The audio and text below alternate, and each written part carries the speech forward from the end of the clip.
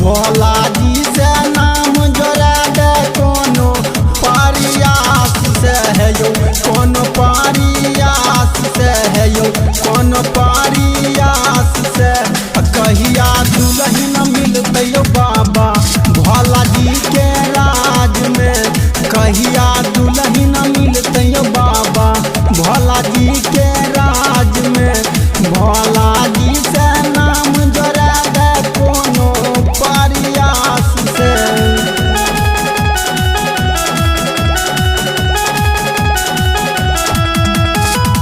भोला जी कहने चाहिए हो बारा बीसबास से हो, बारा बीसबास से हो, बारा बीसबास से कहिया दुल्हन मिलते यो बाबा भोला जी के राज में। कहिया दुल्हन मिलते यो बाबा भोला जी के राज में।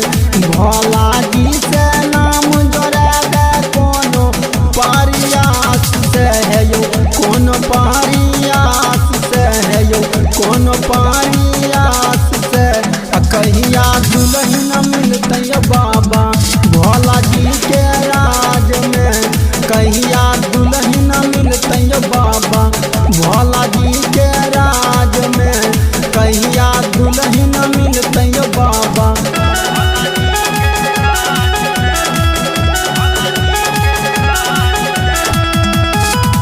परमीन संगे सुशील रहते बारा के झकास से है यो, बारा झकास से कहिया दुल्हन मिलते यो बाबा भोला जी के राज में। कहिया दुल्हन मिलते यो बाबा भोला जी के राज में।